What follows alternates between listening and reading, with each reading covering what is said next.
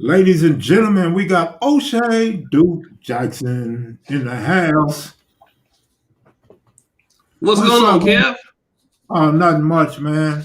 All right. I'll be checking out your channel, man, and you be having me dying laughing. And it's hard to make me laugh when I'm by myself because I find Right. humor so dry. And I'll be listening to you, man. I'll be laughing like a mug, man. That's just funny. You be going in on the hood rats, the hoes, the niggas in the hood. Man, you be going off on everybody. So Yeah, man. I wonder, wait a minute, something's wrong because we ain't got nobody watching. Something's okay. Now we got 18.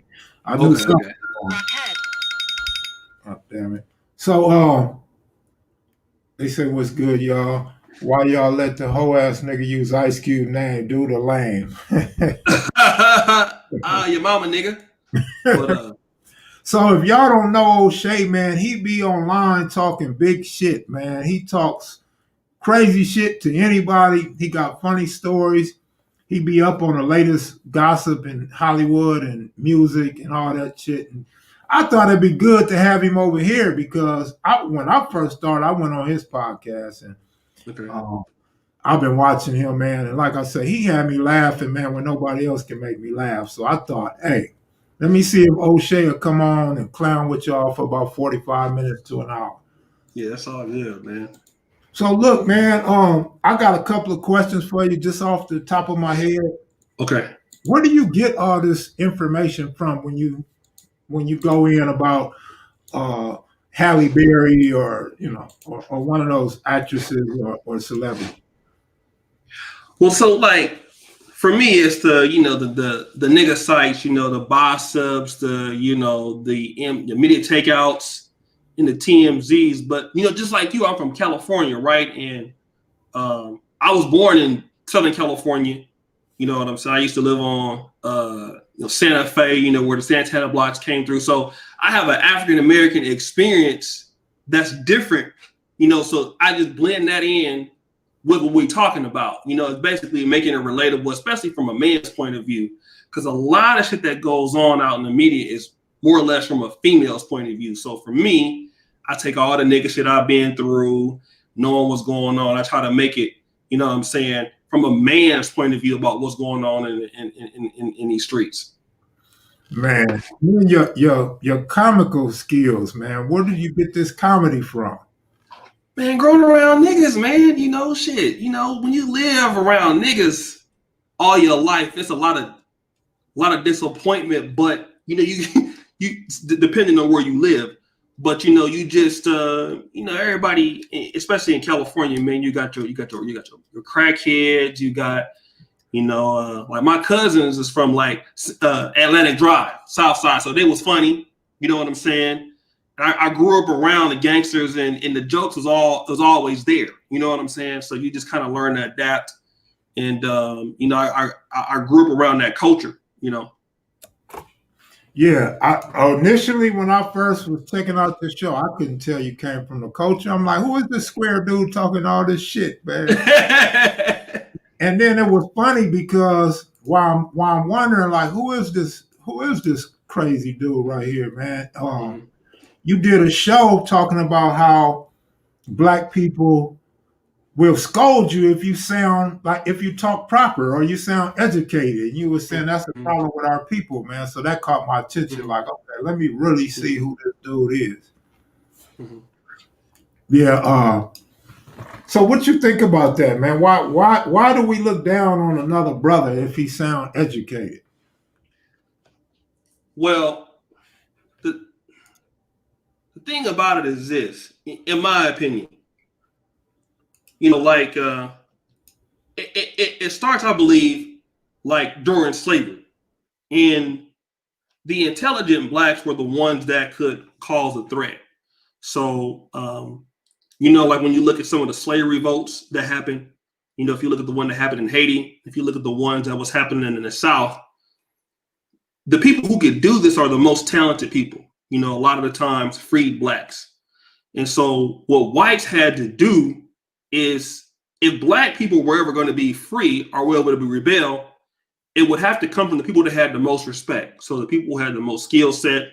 So what whites had to do was to cause a divide between the blacks that were, that were talented and that could contribute the most and lead the others to those who were not as talented.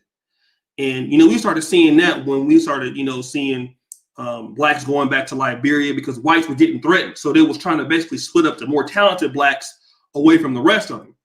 And as that wedge came out and, when you see blacks that was getting freed by their freedom, they started being able to move around and stuff like that.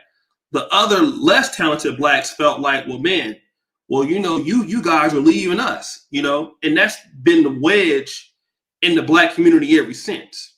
So a lot of times, some of the smartest guys I ever know, just off the tip, were niggas that was, Atlantic Drive, Southside, Kelly Park, Nutty Block. I mean, these are some of the most brightest guys you ever knew, but they couldn't really express it, And so if you're smart in the black community, you have to go along to get along. You can't really be, like that. And so that's kind of what happens. And that's why you have that divide now where, if you're really intelligent, you see those blacks marrying whites. You see those blacks going into higher academia, but never really coming back and, let's say developing, like kind of like what Nipsey Hussle did. Nipsey Hussle was a very bright man, but it was a certain, for what he was doing was uncanny. Like he former Rolling 60s Crips, but he was a brilliant entrepreneur. Could Nipsey Hussle have been accepted if he was a Harvard MBA, UCLA MBA? Probably not so much, So that's kind of the issues that we have. Right. Okay. So, one question I really have for you, man. I watched your show one time. Mm-hmm. It was about a 13-minute video, and you said "nigga" about 1,300 times. What's up with this N word? Do you just feel comfortable saying it? Do you know it attracts attention, or because like I use the word a lot too. My homeboy Mumpy uses the word a lot too.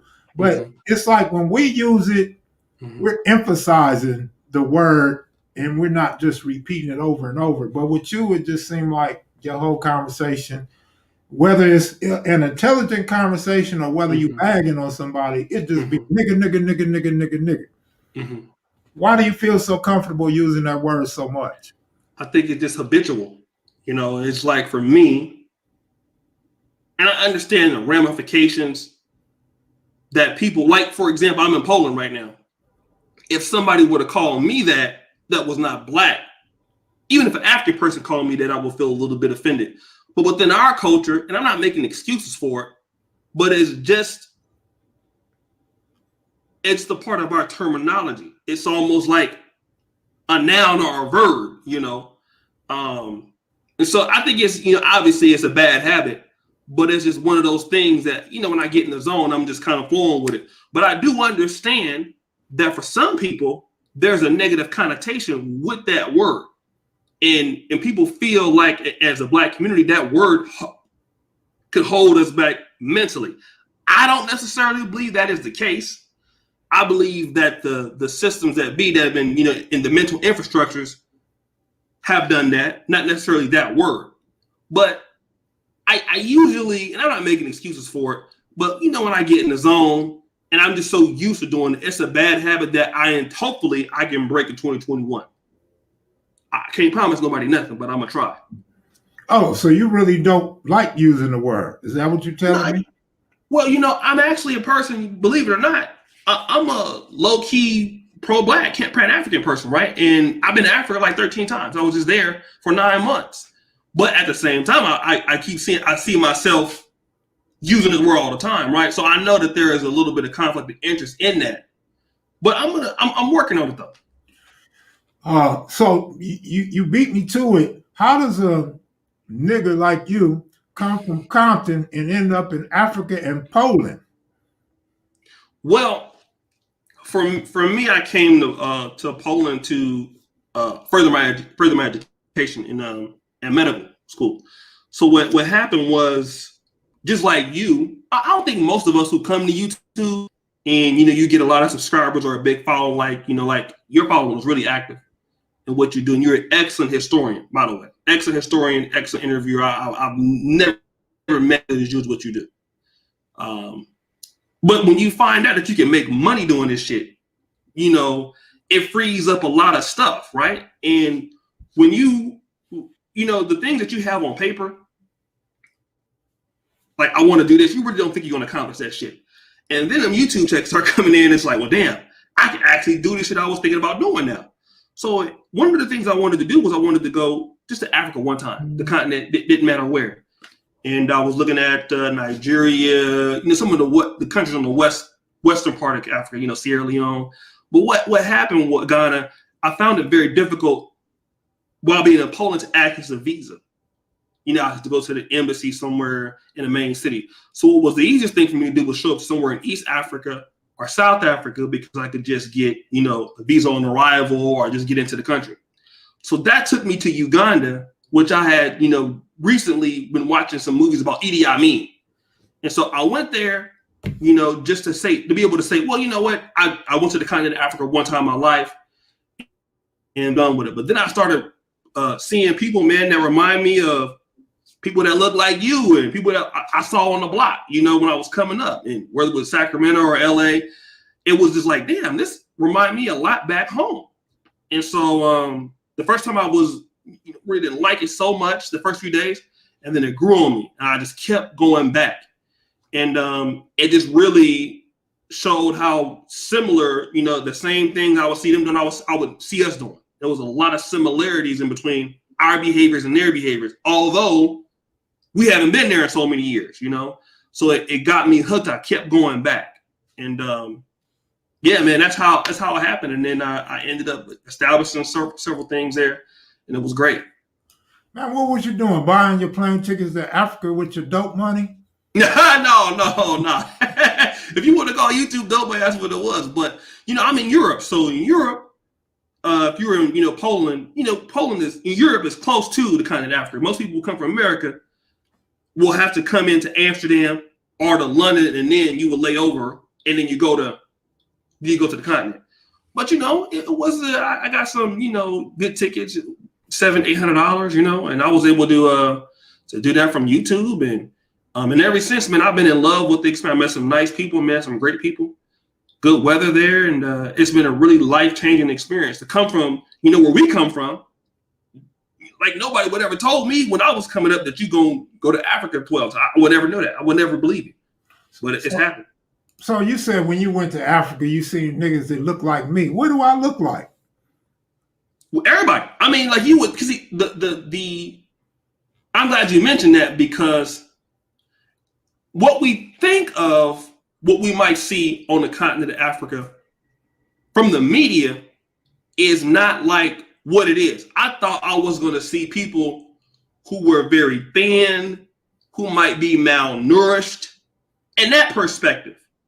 But I was shocked to see people that were, you know, that looked just like me, that was light as you, people of different, you know, sizes and heights, just like everybody else, people that look like somebody that you, if they wouldn't talk to you, you wouldn't know they was Ugandan or Kenyan. So I was shocked to see that what we've been shown in the media was actually not so true. It was false. So I mean that in that perspective. Yeah, that's one of my ancient old arguments. Actually, it's a fact. But in grade school in LA, where I come from, that's what they taught us in our history books. If you was from Africa, the continent of Africa, if you was from Cambodia, you know, different places in Asia,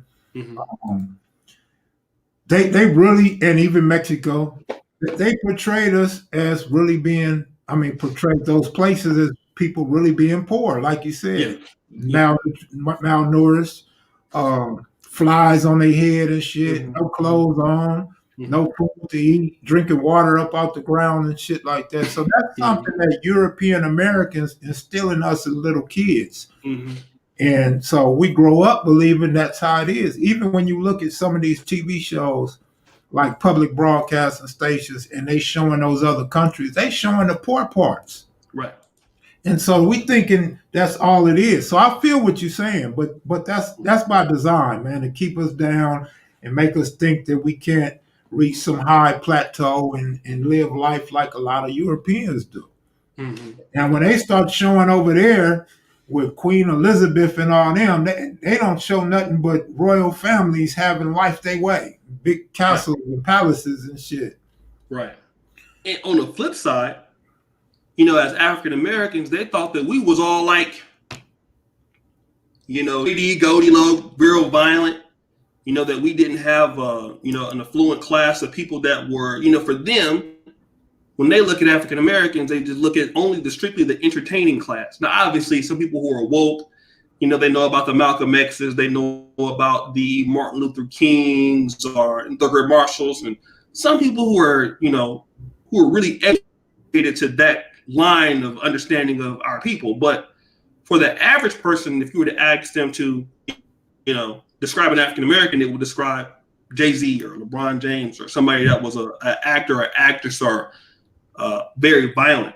Mm-hmm. And we had to explain to people, hey, we have very talented entrepreneurs. We have brothers that are, you know, very talented businessmen. We got brothers that, you know, are you know, truck drivers that own fleets of stuff, that are in tech, that are, so they didn't know that, you know, they also felt the same way about us, that we were very limited just as we thought. And this, again, it's this whole idea of bridging the gap. Like, oh, okay, so then you understand that our people are very talented in other things outside of music or, you know, the movies or, you know, the other stuff. So that's what I was, you know, because one lady even told me, she was like, you know, I was in Dar es Salaam, and she was like, well, this guy doesn't dress like the gang members I see on, you know, in the movies. And I didn't get offended to that, because just like I probably thought about what she would be, she thought the same thing about me. So when you over there in Africa and Poland and you watching world news or whatever news stations you watch, how are they portraying America when we having these riots and these protests? Are they showing like the gutter, or are they making America seem like the prize land? Well, I would say that when you look at some of the more international media outlets, we can start with people like Al Jazeera, BBC. You know, so most media in Europe, and let's say that comes out of usually the United Kingdom or Canada, they're gonna show the same thing that CNN. And unfortunately, what, you know, CNN or MSNBC is going to be displaying, other outlets, that's the gold standard for most international media. So what we're going to see is the same thing that you're going to see through liberal media's eyes. You know, so everybody's going to look at it from MSNBC's perspective or CNN perspective. And then when you get to BBC, you know, you get to your Al Jazeera, which is in Qatar. It's the same thing, because those are the gold standards. And so all of the other media outlets, in my opinion, would like to emulate what a CNN does, or emulate what an MSNBC does, or ABC. Now, Fox was a little different because they were supposed to be more conservative, but looks like, you know, all of the media outlets, you're going to see the portrayal that you see in America. And again, America is looked at very favorable. So, but it's going to be from a very left-leaning perspective. You know, you'll see the Black Lives Matter and things like that. African media, you know, let's just say NTV, NBS, you know, they're going to look at America in a higher light. Kind of, you know, they're going to talk about some of the same similar things, but the third world countries' portrayal of America is going to be always a little bit more praise. You know, this is what America is doing. So if people are brainwashed to feel there in the third world countries that America is greater, but in Europe, which is similar to the same lifestyle, you're going to see them emulating more of a MSNBC or CNN type of pull. Mm-hmm. Man, I'm having a Joe Biden moment, man. I had a question for you, but I done forgot already. You went like 3 words too long. Just fuck my memory up. Right. I'll figure it out. Oh, I know what it was. So what I wanted to say was, having these live streams and the actual videos, the main channel that you done seen before with me interviewing brothers from the streets, I get a lot of people, and I mean a lot of people, probably more people that even subscribe to the channel, that'll get at me and say, I should interview such and such from such and such, or I should interview this rapper and that rapper, or Stacy from the Wood, or, you know, always telling me who I should interview. And then they get at me, and I'm saying this because I seen you do a show on this, similarly to you. They get at me and say, man, I don't want nothing. I just want to holler at you, you know, whoop, whoop. And then they start ending the email with, I got a book on Amazon. Check it out. Well, nigga, if you're not sending me the book, what I want to check it out for? Because A, I never heard of you. Right. 2, I don't know what the book is about. And 3, I don't give a damn about your book. So it's like, why y'all be coming at me like that? And to start off a sentence, and I heard you say it, and I'm only repeating it because I agree. A person to start off a sentence with, I don't want nothing, or I'm just hollering at you, you know they full of shit off the top. Like, a nigga don't even start a conversation like that. You know what I'm saying? That ain't never spoke to you before. Right. So you did a show on it, and I was laughing when you talked about the long-ass email. You said, this nigga done wrote a book. Right. Tell me about that experience and how you feel about people that approach you the same way. Well, I think, like, you know, Brother Kev, as Black men, and I know pretty much because your channel, the main channel, deals with either, you know, the gang experience in the life of the gang members' perspective from the African American community. So the majority, if not all, the people that are going to be dealing with your channel are going to be men like mine. The issue is brothers do not see the type of effort that Kev Mack has put into the work. You are really, when you talk about a historian, there's nobody that does it like you, which shows that you're a very intelligent man. Unfortunately, what Black men see is, wow, this brother has a really good platform. I want to be a part of it, but I know what he got is popping. But because I feel like I'm familiar with him, he should do something for me for nothing because he's Black like me. And when you break that down into, you know, why a lot of African American men cannot collaborate, or why a lot of African American men cannot come together and combine their mental fortitude and resources to do things, there's just a lack of respect. And a lot of Black men do not really have a great respect for each other's efforts. Like for me, I know what you do. I've seen, you know, you live in another state and you were still getting video footage. Somebody has to go out there and hide, you know, carry the camera, and, you know, you have to edit those things.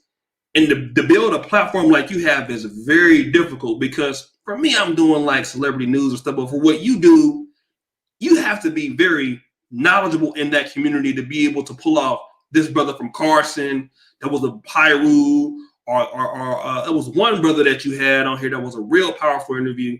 I was supposed to do a show with him, but he was a brother that was from, very smart guy too. He's now driving trucks. But to do what you do, you're a real insider into the life. That's much harder than what I do. But what Black men don't understand is to pull that off. This brother is very intelligent. And if I want to come to him, I need to be able to come to him with the perspective of I respect what he do. And as Black men, that's what happens even if you're not even in the gang culture. And to be honest, I've seen the brothers in the prison and the gang culture on YouTube do a lot better than the smart brothers. Because the thing about it is on either end, we have a problem with respecting each other's talent. And for guys like us who's in this business as YouTubers and content creators, we know that this business is a lot of effort. It takes money, it takes time, it takes ingenuity, it takes content strategy. But the person on the other side, you know, which is if you have a Black business in the hood, that's the person that's asking for the hookup. And they don't understand that, listen, brother, like we both Black, but you need to respect what I have to offer as a brother or a sister. So, you might even offer me something, and I might tell you, you know what, just because you offered, I'm willing to do it. But the thing about it is like, oh, well, he's also black. Let me get over on Kev. But you're not going to do that with the white man. You're not going to do that with the Chinese man.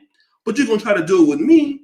And that's actually disrespectful. And brothers would got to do that instead of trying to leverage a partnership or something that can go long term. A nigga will try to will try to do something like that for free. And we have to understand, number one, we got to start appreciating our people first. Number one, especially black men. Black men, we got to appreciate each other first. So when we can do that, then I can make a relationship with Kev. That's why I came on tonight. Like, Oshay, you come on tonight. All right, I respect what Kev do. He came on for me. I'm going to come on for him because we have a mutual understanding. But if black men can't do that, want to hook up for free, you can't get no businesses in your neighborhoods. You can't leverage things for your community because you don't respect each other. So that's why the Chinese come in and they run everything, or the Lebanese, or the Arabs, because if you don't respect a brother, then and that's the problem that we need to really get rid of. And that's that same mentality that keep us down. Man, they know damn well they could come to the hood, set up a 7-Eleven or any other business, or swap meet or whatever, and we're gonna patronize like no other place. But as far as like what's relevant to what you said about the European media, is this what I got a problem with, and I've always had this problem with our own people, is I may interview somebody, hypothetically, let's say I interview Fitzgerald Godwin, and somebody say, oh, that nigga's from Alabama, or why you interviewing that Damu, or that nigga told a lie. Mm-hmm. They'll hit me up, they'll talk shit, they'll want to debate with me, because I'm gonna have my niggas back. They've been on the platform. And they're not gonna do that when it comes to the LA Times. They're not gonna hit the New York Times. They're not gonna hit TMZ. They're not gonna give them no comments and no feedback and try to talk to them. And that shit be making me mad. Because I'm like, you putting me under a microscope and I'm trying to bring you this content, like from a whole different way than the Europeans gonna present it to you. Mm-hmm.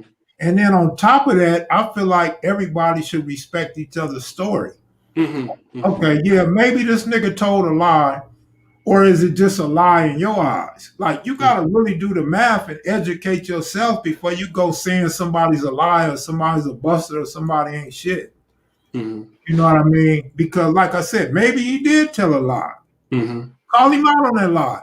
But better yet, come tell your side of the story. Let the people know the truth. Like, don't call me ranting and going off on me because a nigga told a lie. That's that nigga's story. Mm-hmm.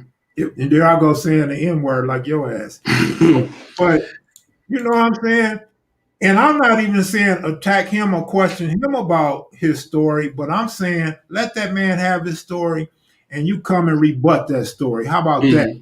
Let the viewers, let people like you or him or myself, all of us, let us decide what's factual and what's not factual. Let people decide who's telling the truth, who's credible and who ain't. Don't put that shit on me. I'm just a messenger, my nigga. You know what I'm saying? All I'm doing is putting a camera in the nigga face and letting him talk.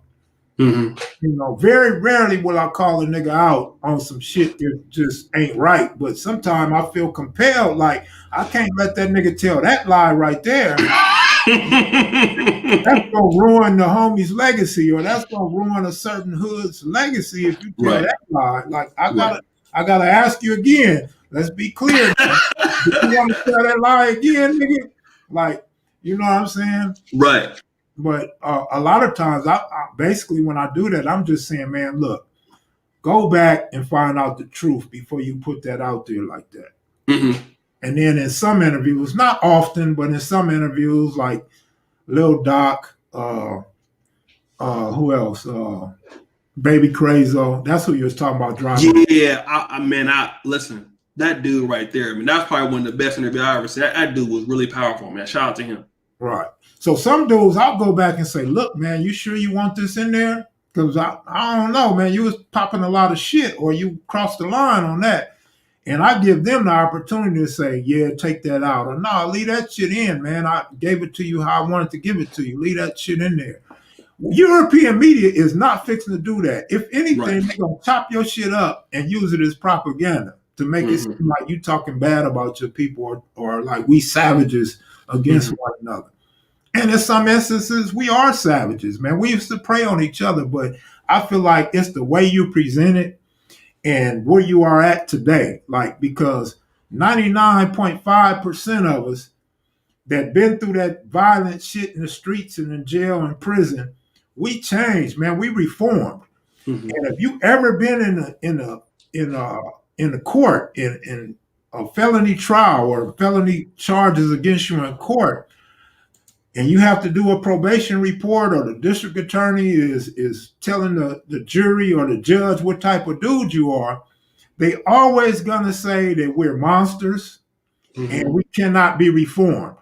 I got paperwork multiple times when they said I was not fit for society and there was no reforming me. How the fuck can you say that? That's just your opinion. You don't even know me. Right. You know what I'm saying? I got motherfucking Macheads and maniacs all day long, and I got people such as yourself, but people from other platforms, like major platforms, that be hitting me up and want to seek my opinion or want to interview me or talk to me or even meet me and just sit down and have a conversation with me over lunch. Like, that is not the sign of a nigga that can't be reformed or a monster. So at some point, we do become, reformed. We become to a point where we understand life is precious and we don't have that much time on earth, and violence ain't always the answer. But they never gonna give that to you. You know what I mean? But you got off a little subject on your answer. I wanted to hear about when you said dude wrote you a book. Yeah, man. And let me just say before I go there, a lot of the smart people before I get on that, I want to clarify one thing. A lot of the smartest people that we have in the Black community are in prison or coming out of prison. That's something that a lot of people don't want to admit. But some of the most brilliant minds that we have in Black America are locked up or coming out. So I want to make that very, very clear. But the dude was basically trying to, and he actually seen me call somebody else out, and he actually emailed me after that stream. So this nigga was telling me that he wanted me to come on his show and promote his book, and that he had a book and it was going to be good for Black men, and that I needed to buy the book, and there was an Amazon link, and that and for me, I'm thinking to myself, like, okay, so you wrote this book and you want to sell this book, but I typically don't even do live streams anymore. You're the first live stream I think I done been a part of in about 5 or 6 months. So what incentive do I have to bring you onto my platform that I don't know you, and just just give you a book because a show about a book? You haven't even said, well, listen, brother, like, I know you don't know me, but I'm willing to give you X amount of dollars to come onto your platform. And I probably would have said, well, you know what, I can't have you come on, but I can give you a shout out for free. Because I never take money for shows. But I do want people to at least have enough respect to, offer something, because my platform is valuable. So the dude was writing me everything but what should be compensated for him to do it. So I wrote the dude like, bro, you expect me to just do this shit for you for free? Oh, no, bro,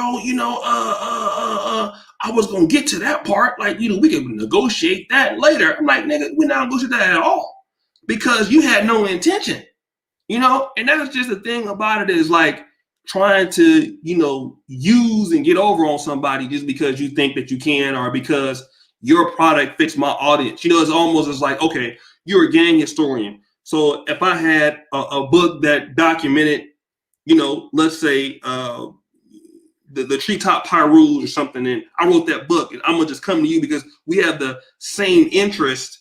So I should come. You should let me sell the book because your book is very similar to your audience. That doesn't mean anything. You don't know me. I don't have any relationship with you. You know, if I wanted to have a relationship with you, when I see you live, I can come and I can support. I can become a Patreon of Kev Mack. I can support your work. And so, and then if that's the case, you can get a chance to know me, then you might feel comfortable about letting me come in and doing that. Or I could agree to, you know, send you the copy of the book. Not saying like, oh, you should buy the book.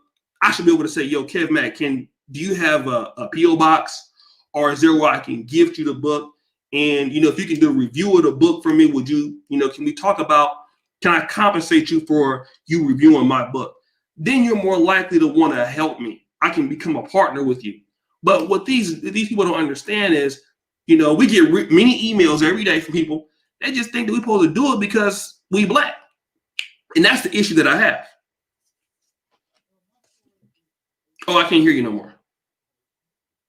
Thank you. I turned my mic down so you couldn't hear my phone and shit. So my thing is a little similar. Mm-hmm. You know, I'm always been. I had a magazine. First, I had a website, then I had a magazine, and then a video. Mm-hmm. I don't mind letting a person advertise his book completely for free. I don't want nothing from the person. Mm-hmm. They can advertise anything. They can advertise these keychains. They can advertise these hoodies. Whatever your clothing line is, whatever your music is, you can advertise here for free. Mm-hmm. That's what I'm here for. My problem comes in at, nigga, you can't tell me what you're going to do. And you can't tell me who to promote. Right. Maybe I don't like that person. Maybe I got a beef with that person. Or maybe I know that person's a buster. Or maybe mm-hmm. I know that person's a rat. Mm-hmm. You know what I'm saying? Just suggest, make right. a suggestion. Say, I have a suggestion. Maybe you can look into this dude, or I don't know what you know about this guy, but he might be good for you. Just do that. Right. And I appreciate that. And I'll say, thank you. I'll look into it. Do you have a link? Do you have a bio? Is there anything you can send me? But when you get at me telling me to do something, nigga, I'm not your boy. I was not a boy in the gang, nigga. I was not a boy in jail. I was not a boy around killers, nigga. So I'm not finna be a boy to nobody I don't know. You cannot get at me like that. Right. And it makes and me usually those are people that don't even support your platform, don't even give a dollar. Always. I say that always. The motherfuckers, and excuse my French, but why do we throw motherfucker on the French? Do the French like why that can't be on somebody else? But man. But you just can't get at me like that, man. Give me right. a little bit of respect. Right. And you can very nicely tell me somebody that you like, somebody that you're interested in, and then I'll look into it. But me, I have a blueprint, and right. I've told that blueprint a few times. And you know, a lot of people tell me, quit giving up my secrets. Don't give out your blueprint. Hold on to that. But I know the type of people, and I know the names. You know what I'm saying? Other people that I want. Now, maybe I never heard of Too Pretty Kenny because I haven't. Never heard of him a day in my life until Triple OG Frog from the Bounty Hunter said Too Pretty Kenny was a real one. Mm-hmm. Too Pretty Kenny was a reputable nigga from over there at Carver Park. And he told a story one time when he was downtown and there was a bunch of his worst enemies surrounded by him. Mm-hmm. And Too Pretty Kenny was like, nah, that's Frog, man. Leave that nigga alone, even though he was an enemy. Mm-hmm. So, nigga, I'm interested who this Too Pretty Kenny nigga is, right? Mm-hmm. Mm-hmm. Somebody contacts me and say, I know Too Pretty Kenny. I get on the phone with Too Pretty Kenny. He say, I started Corner Pocket in my mother's garage. I said, nigga, what's your address? I'm on my way. Because what just happened is I just connected a dot from Frog's right. interview. Now I got a nigga that Frog is a known nigga through the prison system and the streets, throughout the projects. Frog is known in the blood world, the Suma world, you know, the BGL. He's a known dude in Bloodline. People know this dude. So if he's telling me this, and he's pretty credible, he may be biased, but he's pretty credible. He's very credible, as a matter of fact. Mm-hmm. And so if he's telling me this shit, nigga, I'm buying that shit. Mm-hmm. You know what I'm saying? So I go get Too Pretty Kenny. So that's the type of shit I do. I don't need somebody that I don't know telling me that they know somebody that I don't know. Nigga, that's two niggas I don't know. Nigga, right. You know what I'm saying? So I like to do it my way, man. I try to bring the reputables. I try to bring the niggas that deserve to go down in history in this gang culture shit. And it's not just the gang culture, but the gang culture is affiliated with a whole lot of shit. Rap, hip hop, some music, low riding, you know what I'm saying? There's a lot of hobbies that are very instrumental in our culture. And that's the type of shit that I be looking for, you know what I mean? Um, but I don't need another nigga telling me how to do shit. You know what I mean? And I'm sure you feel the same way. Man, it happens in every community, unfortunately, where our people are at, whether it's religious or, I'm also a part of the Pan-African, community too, so on social media, with Sonetter and all the people. And you get the same thing no matter what, like people who feel like that don't have a contributing, they don't contribute monetarily to what you do. They don't contribute any energy to the platform as far as creating content or editing content or anything. But they have the loudest voices. And what I've learned, and this is going to sound even controversial for me, I've learned to appreciate the people who do support, and that's one of the things I've been focusing more on, the people who, because you know what, it's so bad because most people are appreciative, and I see a lot of your videos, man, that premiere and you might have 300 or 400 people waiting. And what that shows me is you have a lot of people that appreciate what you do, even me on my platforms. And it's always stupid ass people like we're talking about that will mess a content creator's day up, especially in Black YouTube. So what we create is Black YouTube. That's what we do. We dealing with mostly African Americans, and maybe in your situation it might be some brothers, from Belize. I know there's a lot of Belize bloods out there, and you might have some Hispanics that might watch here and there. But we are taking our time to write the African American story and what we do on as far as content on the internet. But at the same time, there are a few people who can really snatch away the joy of what we're doing and piss us off. And I have to come back and say, you know what? For the brothers that do appreciate me, that keeps me going. For the sisters that do appreciate it, keep me going. These niggas over here with those attitudes, they're really a minority of the percentage, and they can go away. Because it's hard that a Black content creator that's talented can lose his whole drive based off a few. It happened to me sometimes. So I have to come back and say, all right, for the brothers that do appreciate me, thank you. The people that appreciate me, thank you. And that keep me going, because you always going to have people like that. As long as you're dealing in the Black community, you have entitled niggas, you have entitled hoes, and most of these brothers here know what I'm talking about. And, people are going to feel like they should be able to tell you what to do, and they don't have nothing to do what you got to do.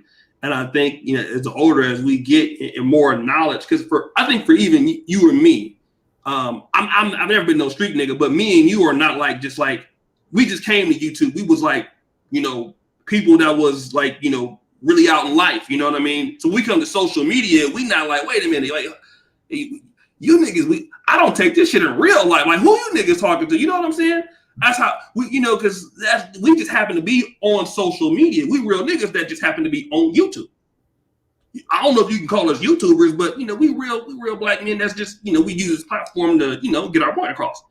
But I think that, the same entitlement we see on social media, we see that same entitlement in the Black community, which is why a lot of African Americans, if they can, they get the fuck out of where they from. A lot of people that grew up, let's say, for example, that grew up in Linwood, that grew up in, Compton, that grew up in, South Central, Grape Street, they leave if they're talented and they don't come back. Because why they don't come back? Because of that entitlement that niggas have. So they don't want to deal with that. So, you get your brothers going to Atlanta, to different places. A lot of people go to, other spots. Most rarely people, man, that grew up in urban communities in the Black neighborhoods, if they can leave, they're going. Where they going to white America? Because they get tired of entitlement. Like, man, I don't want to come back home and set up something, man, and be dealing with people telling me what they think I should do. And that's a problem, Wisdom Beyond in the comment section say, are you talking about your own entitlement?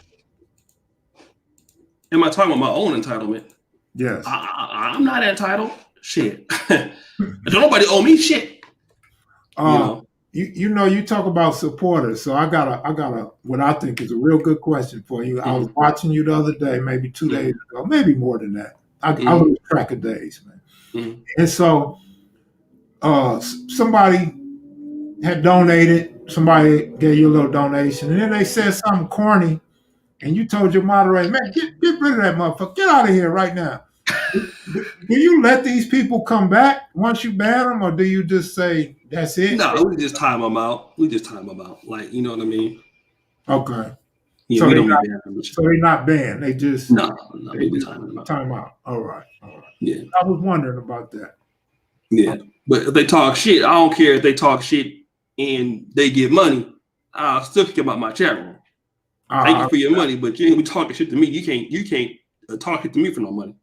I absolutely agree with that shit. Shit. Because I let trolls come up in here and all day, but when they start making up lies and shit, or they just keep repeatedly going in on me, nah, you gotta go, nigga. But them usually ain't the ones that's gonna donate anyway. No. I had one guy, I ain't gonna say his name, I still see him. Matter of fact, I see him in the chat room right now. He was donating. He used to give like $5, and the motherfucker, everything he said was some negative shit toward black people. And I was saying to myself, man, who is this dude? Like, he's so negative. And then he shot me down one day. And I banned the motherfucker. And he hit me up. He sent me an email. He was the nicest kid on earth. That motherfucker got at me so respectful and so sweet, like a little bitch. And he said, man, I'm banned from your channel. I don't know why I'm banned. Can you check it out for me?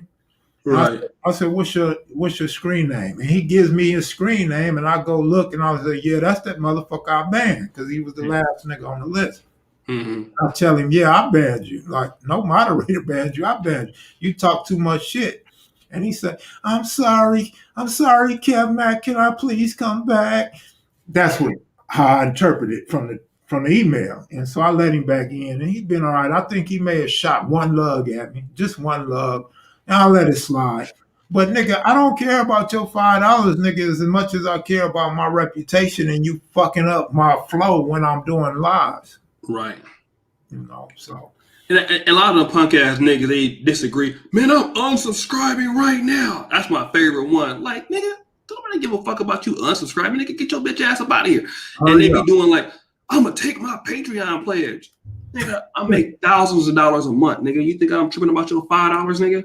Nigga, give me your PayPal. I will send your money back to you, nigga. Like, that's that entitled shit that these niggas, these hoe ass niggas be having on these in black YouTube, because they really be thinking, Kev, like, don't get me wrong, like, it's appreciative of support that we get because, you know, shit is expensive. Computers,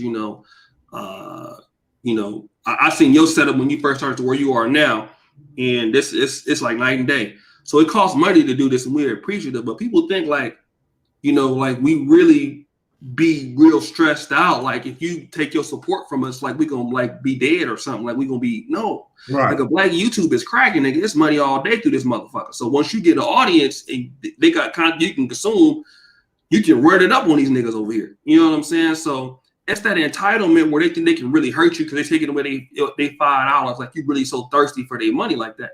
I tell them niggas every time I go live, fuck your subscription. Nigga, all you niggas can unsubscribe from me, nigga. I don't give a fuck about you niggas like that. Man. Like straight up and down, nigga, I don't need your money. You can't go hard on all your supporters though.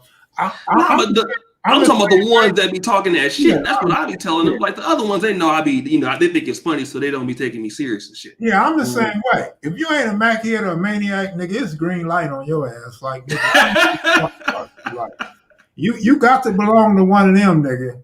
Otherwise, you out of here. But yeah, man, this shit can be fun. But to go along with what you said, when I had my tribe rise, you may or may not be aware of them. That's Goldie from Altadena and his girl Heavenly Hughes. And she was a YouTube personality for a moment on Beacon Radio. And they came over here and they sat right here at this table. And Heavenly gave me her spiel, and she was like, "Damn, Mac, like you doing things." I'm like, "Yeah, I ain't doing shit. Like my rent ain't paid, nigga. I ain't got no motherfucking food up in there, nigga. I don't have a car. I ain't doing shit but talking." Right. And she said, "No." She's like, "I'm serious." She like, "This room is off the hook." She like, "I didn't realize when you said you wanted you a room to do your little lives at that you were serious." I'm like, "Why would I not be serious?" And she like, "No, I know you serious, but you got the lights, you got the fancy computer, you got the mixer, you got the tables, you got the chairs, the couch, you got all these pictures on the wall, you got a TV hanging right there, you got these banners." She like, "Nigga, you really doing this shit?" And she said, "It costs money to do this." And I say, Yeah. "There you go, right there. That's the whole fucking point. That's why a nigga need money to be able to make a studio and have the shit looking nice. So you can feel good when you look at that shit. When you see the KM banner, you know it's official. And then it encourages us to come back on. Like I see your ass, you be having 5, 6 videos in one day. I'm like, I can't do that shit. How that motherfucker doing that shit? Let's see. That's another thing we talk about that too, because I have people who work for me too. You know what I'm saying? Who did? Yeah, I did block him. He's my boy though. I did block his ass too. He's talking shit to me one day, and I got him up out of there. But you know, for what we do, you know, like I spent since I've been in Uganda, man, I might have spent like in the last 2 years like $100,000 trying to set myself up there. So I have dudes on the back end that have, you know, I got like 5 editing PCs in Kampala, Uganda right now, you know, and so. You know, for what we do on the back end to create the content manufacturing, it takes a lot of planning and people knowing the intros and the outros of a video, each concept they can edit it. And, you know, my payroll might be $6,000 or $7,000 in a month. You know what I'm saying? So what we doing on the back end. So, you know, it's a system. Some YouTube channels, man, they got like 10 red cameras in their studios, you know, the white boys, you know what I'm saying? They got black magics, they got all kind of crazy shit, you know? So, you know, trying to scale it up and get to that level is hard, but it's a lot of work that goes into manufacturing what we do. And especially what you do, because you're doing like, you have to get real interviews and the sound got to be right. And you know what I mean? You got to have, hopefully the person holding the camera, they ain't fucking it up too much, you know? And Hey, you getting I hold my own cameras, man. Hey, relax. Oh, no, that be you holding the. Oh, no, I'm just saying in general. That be shaking and getting blurry and shit sometimes. Yeah. So you know, it's a lot that goes into video, processing. Because what you do, you got to have. You know, if they're not doing a Zoom thing, you know, if you're doing a real in person, especially during COVID, you know, if you want to do an interview, that's even a little bit more riskier now. So it takes a lot to do what we do, man. Content creators, especially in the more niche that it is, the harder it is. Yeah. And two, because you're right, and Heavenly was talking about that too. I got all these tripods, I got the cameras, you know, I got to switch microphones because I'm traveling. And I don't travel in no nice, expensive cases. So every now and then, my microphone get fucked up. The rubber bands on the microphone might pop or some shit. So I got to replace the microphones, and then I'm upgrading because my mic wasn't up to par. So I got these other microphones. It's kind of far. I can't reach it. And then the extra batteries when you're in the field, you got to have batteries. And I have a second camera, which thanks to the original Mac Heads and Maniacs, they helped me get this Osmo. They helped me get that Osmo, a while back. And when I first got it, I wasn't even using it because I didn't have the battery die so quick. The battery don't even last 20 minutes. And I'm traveling. I can't possibly carry all this shit with me, man. I carried a big duffel bag last time, man. That motherfucker's so heavy. I need me, Belly Mill, and Baby Shawnee Mac to carry that motherfucker together. Look like we carrying a dead body up off the spot or something. But yeah, it takes a lot of equipment, man. And then like years back, everybody used to complain about my Wi-Fi. And I had what was supposed to be the top of the line Wi-Fi in LA at the time. And that shit wasn't shit. Now I got some Cox super ass Wi-Fi, you know what I'm saying? So I don't have no problems no more. You gotta pay for all that shit. And then like said, when you start creating content, you really have to be creative, and it takes a lot of time. You can't just upload this shit in a day, in a few minutes, man. That's why you got to spread this shit out on Monday, on Wednesday, on Friday, because the content. But okay, I could give you the content, nigga, but now you're gonna have to wait a day or two in between before I can get more of that shit up. Right. And then if I start putting out one interview quick as hell, then y'all be mad at me because you ain't seen a video in 2 or 3 weeks, nigga. I don't even live in LA. Like, nigga, you don't even ask me when I'm coming back to LA or how I'm getting to LA, but you tell me you came to Vegas, nigga, for the weekend, and you been the last 2, 3 weekends, nigga. Well, why you didn't hit me up and see if I need to ride back to LA for an interview, nigga? You know what I'm saying? Right. But it's very inexpensive to travel from Vegas to LA and LA back to Vegas. But the problem is, nigga, I don't feel like being on no bus or no plane and checking in bags and carrying all this shit. Yeah. I gotta pay for a place to stay out there. Because if I go stay with one of the ladies that want me to stay with them, I'm gonna end up fucking them, and they're gonna get attached, and they're gonna be mad at me because I gotta go back to Vegas. I'm just saying though. And then it gets like Stan, the homie Stan. Stan's a good dude. Stan, when I was going to LA a lot, Stan would come kick it with me, take me out for dinner or to buy drinks, and we hang out. Stan's a good dude. I always give Stan his props. Hey, damn. That would have been good to see, you know, the SIBO video on here, man. You know, that'd have been. You ever heard of Black Market? Yeah. So Black Market, man, because you know I spent a lot of time in Sacramento too. Mm-hmm. Black Market is who signed, you know, SIBO, Brother Lynch, and that's Cedric Singleton, man. He's in Uganda. So I did some work for him when I was there. So I know him because when I was a little boy going back and forth, he's a friend of our family. So he actually in Africa too. Doing, you know, he stopped, you know, really producing in the States, man. He got Black Market Africa now. That's cool. So you went from X-Rated, you know, remember that story about X-Rated? Yeah, you know? yeah. That nigga was, you know, so he went from doing something like, you know, from like Brother Lynch, and now he doing African music now. Yeah, man. I'm not saying we won't have him on the channel, but we did not get him when we were supposed to get him. You know, that was like, to me, that was under false pretense.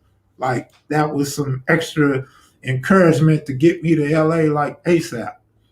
You know, but nevertheless, man, when you land 1 out of 6 interviews, man, that shit takes its toll mentally, as well as, like I said, the financial support, going there and staying there for a week, planning all this shit out, for 2 weekends, planning all this shit out.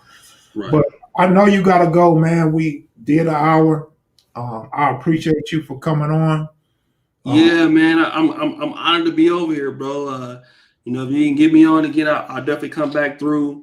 You know, I really got a lot of respect for your platform, man. What you do is amazing. I don't know if I know any people who is a better interview and more talented of a historian than you. You know, you are really, really, really talented, man, at what you do. You're very, very, very, very bright. And it shows in you know, your production. You know, you're the kind of person, man, that I think you could just do whatever the fuck you want to do in life. You're one of the better YouTubers I've seen. Honestly, I've seen the other guy that has the little gangs thing, and then I look at your shit, it's not the same. You know what I mean? So when I looked at Kev Mack, I'm like, okay, this is a new level. And I think everybody who is you know, in this community, you know, support what Kev does, because, you know, Kev documents not only, you know, what a person was going through at that time and where they are now. And, you know, like I said, I've seen a lot of brothers that come out and tell their stories, a lot of them Black men. And although I wouldn't say that your channel is like really Black male focused, but what it does show is that a lot of Black men, where they were and where they are now, and what the message is trying to keep, you know, to teach to the younger generation. Because right now what you see is in hip hop, you know, you got the Mo 3, he was killed. You know, you have Boosie just got shot, King Von. And, you know, and a lot of the older generation guys that have been through those things, you know, you provide an outlet to talk, because a lot of brothers that's maybe right now, and not the '60s. Who's the other guys, man? Hoover, is that what the Hoover criminals? Guys like that. They had one guy that just they killed Pop Smoke. The younger guys could come in and watch this channel and the other channel and see, a way out. How guys have rehabilitated themselves. And I'm just glad to come over here, brother. If you ever need me to come back, let me know. You have a wonderful platform, bro. Hey, sorry about that. Yeah, I'll have you come back, but we'll script it out because I want to hear the funny side of Oshay Jackson. You a funny dude, man. And that was like 50% of why I told you I wanted you to come on, but it's all good. The Mackids and Maniacs, they love jokes. They love to talk about people and shit. Matter of fact, somebody, I know you probably don't know who Uncle Buck is, but somebody in the comments say you look like Uncle Buck. That's this crazy dude to be coming on here, man. Look like he in a basement somewhere with dead bodies. So he's like, yeah, he will. He must be a player that he look like me. Hey, so, you consider yourself a player? You fuck with a bunch of African and Poland women and shit? Well, I'm gonna leave that alone, brother. I don't want to incriminate myself, player. But I don't do the white ones though. I don't do the white ones. Okay. All right, I'm bro. pro-black. I'm pro-black. I don't deal with white women at all. I've been here since 2015, man. I've never messed with a Polish woman. On and off. So I've been here. I will not touch her.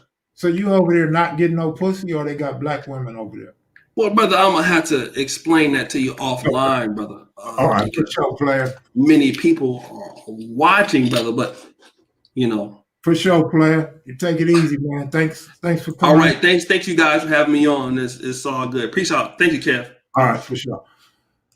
So, like Oshay Duke Jackson said, I appreciate you all, particularly the super chatters, but don't worry about it. If you didn't super chat, I still appreciate you for tuning in, for being a part of this movement, for checking us out, for commenting, liking, subscribing, all that old good shit.